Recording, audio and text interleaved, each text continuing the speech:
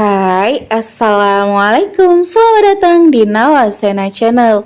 Hari ini saya akan melanjutkan membacakan novel yang berjudul Terpaksa Menikahi Bad Boy Season 2 Bab 57. Jangan lupa di like, komen, dan subscribe ya. Selamat menikmati. Walaupun senang bisa didatangi oleh Arsy, tapi mengingat penolakan Arsy malam itu membuat Juan bersikap dingin. Arsy pun jadi segan. "Ngapain kamu di sini?" tanya Juan lalu berjalan mendekat. "Bawai kamu makan buat berbuka." "Kirain Bang Juan belum sempat beli," jawab Arsy dengan hati berdebar-debar. "Sejak kapan nunggu di sini?" tanya Juan lagi masih dengan sikap biasa. "Sekitar 1 jam yang lalu." Sejak 1 jam yang lalu, Arsy menunggu cukup lama ternyata. Sejak siang tadi, Juan memang tidak di markas dan berdiam diri di bengkel sambil bantu-bantu sebagai simulasi karena kelak dirinya akan jadi bagian dari bengkel itu juga. "Kok kamu tahu aku ada di sini?" "Aku tahu dari Mbak Shanum. Mungkin Mbak Shanum tahu dari Pak Zahran." "Oh, apa mungkin Arsy sudah bertemu dan berbincang dengan Shanum?" pikir Juan. "Kamu udah blok nomorku, jadi kamu gak sempat menghubungi, gitu," sindir Juan. "Enggak kok, aku gak blok nomor Bang Juan. Handphoneku ketinggalan di loker toko, jadi gak sempat nelpon dulu."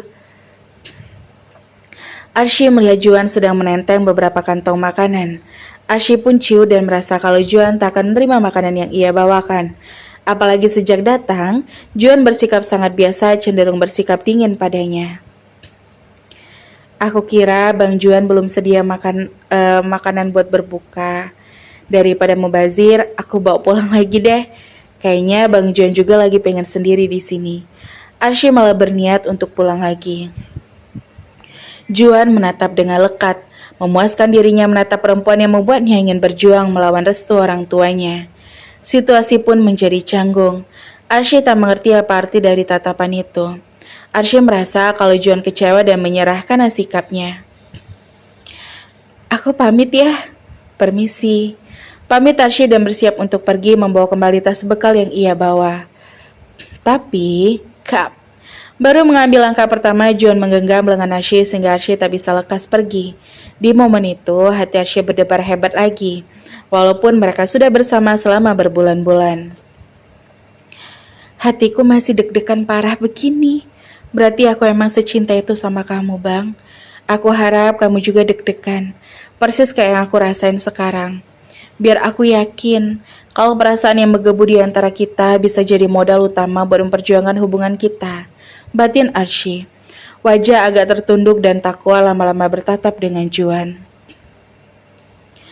"Cuma mau nganter makan aja?" tanya Juan. Sekalian mau ngasih tahu kalau cincin yang udah Bang Juan lempar udah aku temukan dan udah aku..." Perlahan Arsy mengangkat jari jemari tangan kirinya. "Udah aku pakai lagi." Kilauan berlian di jari manis Arsy kembali menerbitkan harapan untuk Juan. Juan pun tak menduga kalau Arsy perlahan mulai berubah pikiran lagi. Walau tidak menjelaskan dengan kata-kata, tapi Juan bisa menyimpulkan kalau cincin yang kembali melingkar itu adalah simbol kalau Arsy tidak jadi menyerah pada keadaan. "Maaf, udah bikin kamu marah dan kecewa. Maaf untuk keadaan yang udah terlanjur terjadi ini. Gak bisa dipungkiri, hubungan kamu sama orang tua kamu jadi memburuk gara-gara aku," ucap Arsy lalu kembali menurunkan jari-jarinya. "Terus, ini artinya apa?" tanya Juan lalu kembali mengangkat tangan kiri Arsy dan menggenggam jari-jarinya di mana ada simbol sakral itu di salah satu jemari lentik kekasihnya itu. Aku mau memberi kesempatan pada diriku sendiri buat meraih kebahagiaan itu, tanpa terpengaruh siapapun, sekalipun itu orang tua kamu. Kali ini senyum Juan tersungging lepas. Walau tak berani menatap matanya, tapi Juan yakin kalau Archie sedang bersungguh-sungguh. Akhirnya harapan bersambut jua. Juan merasa sangat lega mendengar setiap kata yang Archie katakan pada momen itu. Pinter banget narik ulur perasaan orang, kata Juan gemas. Gak ada maksud narik ulur kok, cuma ya antara otak sama hati itu saling tarik-menarik. Dan setelah aku cari jawabannya lewat doa, jawabannya itu kamu. Juan tambah baper. Archie memang paling pintar membuat hatinya merasa berbunga-bunga, walau sempat juga membuat hatinya sangat kecewa. Asal kamu tahu aja, jawaban dari semua doa-doa aku juga cuma kamu. Archie tersipu. Dia kira Juan akan terus menguji dengan sikap dinginnya. Tapi setelah tahu apa tujuan Archie datang malam ini, Juan pun kembali menemukan semangat hidupnya. By the way, azan maghrib udah lewat dari tadi. Kamu udah batalin puasa kamu? Tanya Juan baru sadar kalau mereka kasihkan ngobrol sampai lupa untuk membatalkan puasa. Oh iya, malah kasihkan ngobrol sih. Juan membukakan sebotol air mineral yang ia beli di jalanan tadi, lalu menyerahkannya pada Archie. Minumannya hanya satu itu aja. Archie jadi segan. Bang Juan aja dulu, kata Archie. Ladies first. Tapi Juan memaksa Archie untuk meminumnya lebih dulu. Ya udah. Archie menerima botol air mineral itu lalu meneguknya. Bismillah. Melihat Archie ada di hadapannya, dahaga Juan sudah cukup terbayarkan. Juan pun merasa tak sia-sia sudah mempertahankan ego di hadapan orang tuanya. Nih, gak jijik kan minum bekas aku? Archie menyerahkan lagi botol air minum itu. Jijik? Kalau jijik ngapain sampai bela-belain ngelawan restu orang tua? Hah? Kata Juan sambil tersenyum miring. Juan minum dari botol yang sama dan mereka berbagi minum bersama-sama sebagai awal kalau hubungan mereka akan berlayar kembali. Setelah itu, Juan membukakan pintu bangunan satu lantai itu. Mereka masuk ke dalamnya dan membiarkan pintu tetap terbuka agar terhindar dari fitnah masyarakat sekitar. Markas The Wolf berada di kawasan sangat tertutup. Masyarakatnya tidak terlalu bersosialisasi. Markas itu adalah sebuah gudang kosong yang ada di daerah ruko milik perusahaan Zahran yang sudah bertahun-tahun dikosongkan. Kamu tidur di sini, Bang? Emang ada kamarnya? Tanya Archie lalu tengok kanan kiri mencari ruangan lain di dalam markas itu. Tidak ada ruangan lain selain pintu kamar mandi yang ada di sudut ruangan. Iya, di sofa ini. Tanya Archie lagi. Iya. Ya ampun, emangnya nyaman. Ini juga perlu diberesin dulu loh. Yang penting ada kamar mandi sama toiletnya. Yang lainnya gak masalah sih. Ih, tempat yang terlalu berdebu gak sehat buat tubuh kita. Ya udah, besok sebelum mereka kerja aku mampir ke sini deh buat beres-beres, kata Archie penuh perhatian. Gak usah, ntar sebelum lebaran nyuruh orang aja. Sekalian anak The Wolf kan mau pada kumpul di sini juga. Gitu ya. Mereka duduk bersebelahan di sofa tua memanjang yang biasa Juan jadikan tempat berbaring. Kamu makan yang ini, aku makan makanan yang kamu bawakan. Kata Juan lalu menukar makanan yang ia beli dengan makanan yang Archie bawakan. Archie senang karena Juan antusias dengan apa yang ia bawakan. Ternyata memang seperti inilah yang Juan inginkan. Juan membukakan nasi kotak yang ia beli untuk Archie lalu ia membukakan sendiri kotak makanan yang Archie bawakan. Juan langsung melahapnya dengan semangat. Archie malah diam menatap sekali lagi mencoba meyakinkan hatinya kalau laki tampan di sampingnya memanglah jodoh yang ia tunggu selama ini. Makanlah, kata Juan menyadarkan Archie dari lamunannya.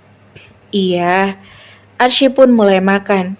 Mereka bertukar makanan pada ujungnya. Padahal tadinya Archie hanya ingin mengantarkan makanan itu lalu menunjukkan cincin yang kembali melingkar di jari manisnya. Tapi mereka malah memutuskan untuk makan bersama dengan sederhana tapi membuat hati mereka sangat senang. Kalau orang tua, ku tetap nggak mau ngasih restu. Kemungkinan besar aku akan melepaskan semua fasilitas yang aku miliki selama ini. Kamu gak akan nyesel nikah sama pria yang tiba-tiba jatuh miskin kayak aku. Juan membuka obrolan lagi. Kita bisa bekerja sama-sama. Apa Bang Juan punya rencana? Misalnya nyari kerja gitu? Aku akan gabung di bengkelnya Yaris dan Gary. Bengkel Wolfgang. Udah kebayang sih? Kalau kita akan struggle di awal-awal nanti. Tapi semoga aja kita terbiasa sama kehidupan yang benar-benar mulai dari nol lagi. Alhamdulillah, yang penting ada usaha. Berapapun hasilnya harus kita manfaatkan baik-baik. Yang penting kita nggak berpangku tangan. Terus Bang Juan nyesel karena kehilangan fasilitas mewah dari orang tua Bang Juan. Aku nggak akan pernah menyesal. Aku akan nunjukin kalau aku bisa walau tanpa sokongan mereka. Tapi kita akan selalu membutuhkan doa mereka, Bang. Satu waktu kita khususnya kamu harus kembali membeli hati mereka. Juan tidak terlalu mendakapi. Untuk saat ini Juan sedang tak ingin membahas soal orang tuanya. Juan memang sudah mantap dengan keputusan yang diambil saat ini. Mereka melanjutkan acara bukber dadakan mereka. Ini ibu yang masak, tanya Juan begitu menikmati makanannya. Iya, kamu bisa gak masak seenak ini? Aku kan pernah bawain sarapan buat kamu waktu itu. Nah, yang itu aku yang masak sendiri. Kenapa? Rasanya beda ya? Beda banget ya? Iya, ingat kok. Dan rasanya sama-sama enak.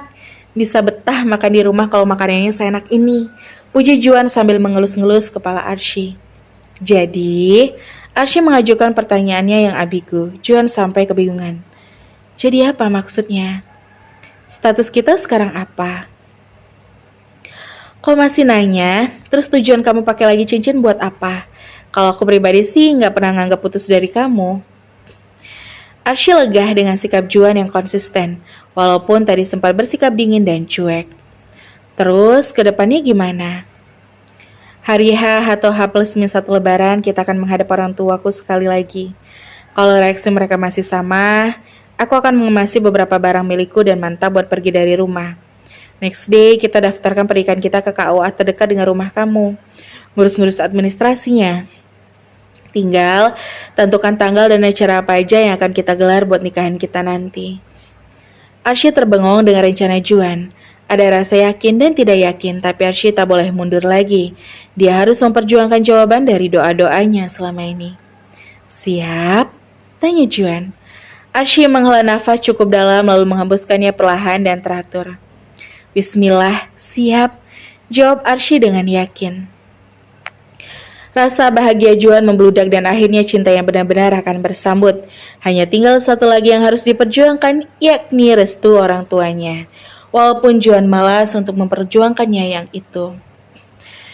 Juan sudah sangat yakin kalau pilihannya sudah tepat, hanya menunggu mama dan papanya sadar kalau pilihan Juan adalah pilihan yang terbaik, tidak seperti yang mereka khawatirkan selama ini. Tapi, kenapa? Juan menyimak Arsy. Mungkin kita nggak bisa mengadakan pesta kayak orang-orang, karena tabunganku terbatas. Gak akan cukup buat sewa wedding organizer, sewa gedung, dan lain-lainnya. Aku ada tabungan, tapi juga nggak banyak. Mungkin kita bisa ada pesta kecil-kecilan aja. Mungkin lebih ke acara makan-makan aja kali ya. Kita undang teman-teman terdekat aja.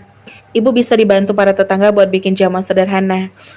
Kita harus menekan pengeluaran. Uangnya mending ditabung aja. Pasti kita akan butuh buat kedepannya. Boleh, aku sih nggak masalah. Tapi kamu gimana? Setiap cewek pasti punya pesta pernikahan impian kan? Ada sih, tapi itu cuma angan aja. Karena realitanya kita cuma mampu sebatas itu. Maka kita terima saja. Gak usah terlalu memaksakan. Yang penting acaranya berjalan lancar, sakral, dan sah. Juan bangga sekali dengan pemikiran Arsy. Ternyata Arsy memang benar-benar mencintainya dengan tulus. Bukan karena Juan anak pejabat yang kaya raya. Kamu siap hidup serba terbatas sama aku? Tanya Juan sambil sesekali memainkan poni rambut Arsy yang menggemaskan itu. Aku udah biasa hidup kekurangan, Bang. Gak kekurangan sih, tapi sangat terbatas. Justru aku cemas sama kamu. Emangnya kamu siap menjalani kehidupan baru yang jauh berbeda dengan kehidupan sehari-hari kamu selama ini? Siap, bukan kesenangan itu lagi yang aku cari. Lagian gak pantas kan keterusan minta jatah uang jajan sama orang tua. Ini udah waktunya aku hidup mandiri. Semangat ya. Iya calon istri. Ih, Bang Juan bikin aku baper terus ih. Kamu pikir kedatangan kamu yang mendadak ini juga gak bikin aku baper? Kan cuma datang aja, cuma bawain makanan. Tapi sangat berarti buatku, terutama ini. Juan menarik jari-jari Archie lagi dan mengusap bagian jarinya yang manis. Maaf ya, sempat meragukan kamu. Dimaafkan. Aku pulang ya. Tadi bilangnya ke ibu aku pulang ke rumah sebelum maghrib. Tapi karena nungguin kamu sampai maghrib, jadinya telat pulang deh. Aku anterin. Sekali lagi minta restu sama ibu kamu. Archie mengangguk sambil tersenyum. Berulang kali mereka saling membuat baper. Setelah beberapa minggu terakhir mengalami situasi yang tidak kondusif dalam hubungan mereka. Akhirnya mereka menemukan lagi gelora di dalam hubungan mereka. Juan sudah yakin, Archie juga sudah yakin. Walaupun masih ada yang mengganjal di hati Archie, Liliana merana. Padahal beberapa hari lagi adalah hari raya, tapi anaknya sudah tidak pulang beberapa hari ini. Tidak ada kabar dan tidak ada seorang pun dari mereka yang memulai untuk menghubungi lebih dulu. Gengsi Juan dan gengsi Liliana sama-sama tinggi. Kamu harus makan, Li. Kita harus finish sampai akhir. Puasa tinggal 2 hari lagi. Kamu gak boleh sampai drop loh, bujuk Adiaksa. Juan benar-benar udah gak butuh kita lagi. Tugas Liliana penuh sesal. Kalian itu sama-sama egois. Aku gak tahu harus ada di pihak siapa. Sebelumnya kamu ada di pihakku. Kamu setuju dengan rencanaku. Tapi kenapa sekarang kamu malah bingung? Aku juga kecewa sama kamu, Mas. Apa kamu tahu? Kamu terkesan lembek sekarang. Dari cara kamu bicara, udah ketahuan kok kalau kamu mulai luluh sama protesnya Juan. Liliana begitu emosi. Dia sangat kecewa dengan sikap Adiaksa. Tok-tok. Bu, ada tamu. Ada yang mengetuk pintu kemudian bersarum mengatakan kalau di luar ada tamu. Liliana mencoba tenang kembali. Dia berhenti bicara, mengomel kepada Adiaksa. Aku benar-benar kecewa sama kamu. Tegas Liliana pelan namun sangat menusuk lalu beranjak dari kamar meninggalkan Adiaksa sendirian. Liliana membukakan pintu kamar. Siapa yang datang, Bi? Tanya Liliana pada Bi Nuni yang menunggu di depan pintu kamar. Non Ana, jawab Bi Nuni. Liliana tampak senang. Ana memang sengaja datang membawakan hampers untuk Liliana. Hal itu meninggalkan kesan mendalam bagi Liliana, membuat Liliana semakin sayang pada Ana. Ana? Liliana menyapa Ana yang duduk di ruang tamu jauh sebelum ia sampai di ruangan tamu itu. Hai Tante, aku dengar Tante lagi sakit. Ana langsung berdiri dari duduknya lalu menghampiri Liliana yang juga terus berjalan mendekat ke arahnya. Enggak kok, cuma lagi gak nafsu makan aja. Kenapa Tante? Kan lagi puasa. Pola makan harus diatur sebaik-baiknya biar badan Tante tetap fit. Iya sayang, ini juga lagi dicoba buat dipancing lagi nafsu makannya. Tapi masih kurang berselera. Ayo duduk, kamu datang sama siapa? Sendirian aja Tante. Duh, Tante tuh pucat banget deh. Aku jadi cemas. Perhatian Ana semakin membeli hati Liliana. Itulah salah satu sebab kenapa Liliana begitu mendamba Ana menjadi menantunya. Makasih buat perhatiannya. Tante akan segera membaik kok. Ana berharap pada Juan, tapi dia tak merasakan tanda-tanda keberadaan Juan. Ternyata, diam-diam Ana juga berharap dirinya memiliki kesempatan itu.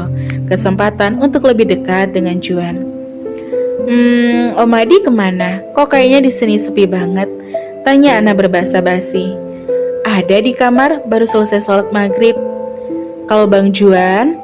Wajah Liliana agak muram begitu Juan ditanyakan oleh Ana. Ana keheranan, dia menunggu jawaban Liliana. Ana merasa ada yang tidak beres. Juan mengantar Archie sampai ke rumah. Juan juga menyempatkan diri untuk singgah karena ada sesuatu yang ingin dia bicarakan serius dengan Nana. Ada Bang Juan. Arigi menyambut kedatangan Archie dan Juan dengan ceria. Apa kabar? Sapa Juan pada calon adik iparnya itu. Baik Bang, seneng banget Bang Juan main-main kesini lagi. Jadi bisa dong kapan-kapan kita main lagi ke time zone, kata Arigi penuh harap. Agi, Arsy melototi Arigi. Arsy takut Juan tak nyaman dengan sikap adiknya. Ih, Kaci galak, kan cuma ngajak aja. Arigi langsung manyun karena bete dengan pelototan sang kakak. Kamu tunggu aja, nanti kita main-main lagi ya. Tapi Juan menjawab sehingga membuat Arigi semangat lagi. Oke Bang, jadi gak sabar nih. Udah yuk masuk, abaikan aja si Yagi, ajak Arsy. Dia ingin cepat-cepat mengobrol dengan Nana agar urusan clear dan rencana mereka akan terrealisasi dengan dukungan Nana. Mungkin dukungan Liliana dan Adi Aksa akan menyusul nanti. Mungkin hanya itu harapan Arsy saat ini. Dan bersambung sampai bertemu di bab selanjutnya ya. Wassalamualaikum.